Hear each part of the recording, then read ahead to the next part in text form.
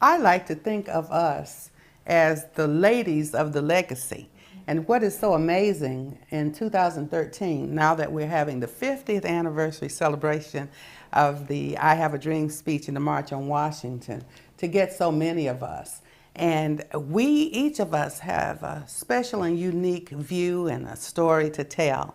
And so some of our stories, this book, of course, was produced several months ago, and it's the King family legacy. And we had particular memories of Dr. Martin Luther King Jr., but not just Uncle and Mel, but my daddy, A.D., and all of us as members of this legacy. And to be able to come together with these generations, let's see, that's one, two, three generations of the ladies of the King family legacy. We've become quite a dynamic crew.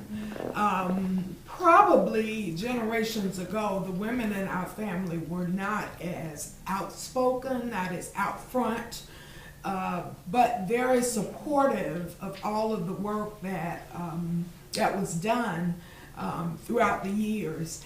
And I guess somewhere around the 70s, late 70s, the women in our family started taking on more visible roles. And so now, with the passage of all of the women's rights and all of the initiatives there, we have kind of become more visible with those, with that push. And so we are very strong in our own right. Each of us has, as Alveda said, our own story to tell, but we also kind of have our own individual platforms, and that includes my daughter Ferris and Jennifer. We are quite individual, but also very close-knit and very clear that ours is a charge to carry forth great legacies in our family. My mother, this is kind of interesting. I didn't think about her having gone to the March on Washington 50 years ago. But what I realized, we were with babysitters at the time, so that meant that Mom wasn't at home. And I asked her the other day, Mom, how did it feel to actually be at the March on Washington? It was truly an experience that I will never, ever forget. My husband, the Reverend A.D. Williams King, always carried me along with him for inspiration and love. So I was not a part of the flat platform, but I was in the section, that was reserved for family and close friends. And so just being there and looking out at that sea of people, over 250,000 strong or more, and then looking at that water just brought back to me many of my spiritual values. And so just seeing that and listening to each one and looking out over there, my spirit, it was simply just like being on holy ground. And there's one other thing. Now, Aunt Christine, very uniquely, she got married in 1960. And her two brothers performed that ceremony. Daddy King, of course, had to walk the bride down. And so 63, as a relatively new bride, she was a new mother, you see. And also pregnant with guess who? That's what I'm saying. And so now this is the ladies of the legacy. And so we're strong women in education, starting the A.D. King Foundation, professor, the young ladies you're going to hear from. But we also do what ladies do. And so she was expecting this young lady that you see standing here during the march. And in those days, of course, ladies just didn't run all around and do everything that we do now. But how did it, there's so many things you can say about your brothers, but having your brothers to marry you and to do that ceremony in the midst of all of that time, of everything that was going on, how did that feel during those days? I think it was a humbling experience, and I was real pleased that they both could take part and putting my husband and I together. Mm-hmm. And so in the midst of the tragedy, in the midst of the turmoil, we as ladies have been able to have our children, to have our weddings, to raise our children. And so that's some of the things that, some of the things that we've done. I Have a Dream speech is certainly one of the most, if not the most, remembered speech, certainly of our time. And I don't know that he intended it to be that way. He simply had a message that was intended to move people to remember that we were standing on principles that America gathered to establish who we would become, and that there was a sector of our society that had not gotten in on that deal. And so he knew, I think, that it needed to be inspiring.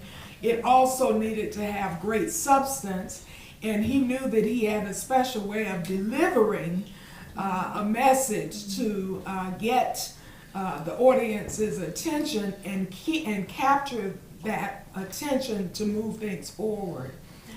So as I look back on the speech, there are many lines that were almost prophetic in what was to come after that. And even 50 years later, in this year, there are things that are coming, are being manifested that he really declared at that time. So very interesting, very interesting. But Mom, you've told stories about his preparation for the I Have a Dream speech and how that went off. Yes, I didn't go. I was here in Atlanta with my parents, and I'm told that my brother stayed up practically all night working on the speech, which he did not deliver. He started to deliver parts of it, and then when he really got into it, he just let the paper go and started, so let freedom ring from all of these different parts of the country. So it was a very moving experience.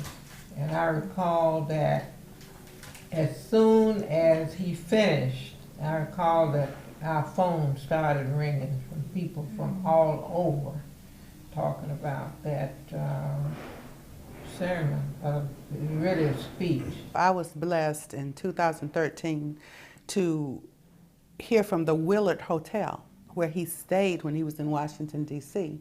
And he worked on that speech that Aunt Christine was talking about, and then God took him to another level in another place.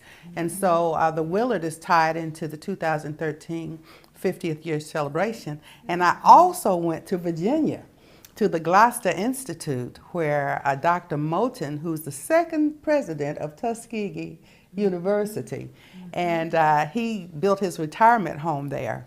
And on the way to Washington, D.C., Martin Luther King went to that home and sat under a tree working on that speech.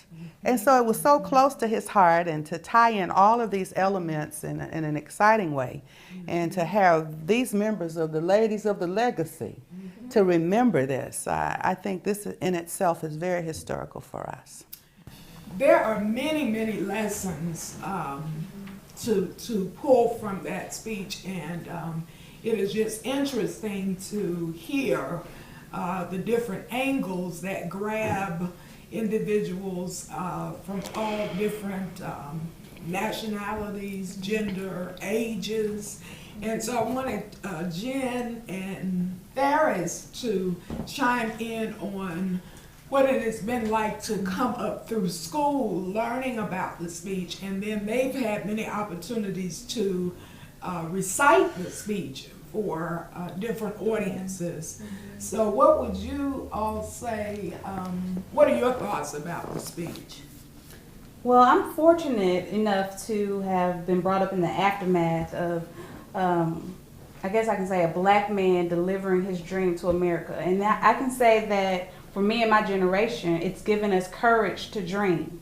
Not only do we see problems and we feel angry about problems, but we also have the power and the inspiration to actually think outside of the box and come up with solutions to the world's problems. I'm a 28-year-old lady, and so growing up knowing that I have the power and the potential to dream big, it equips me to make a difference in the world.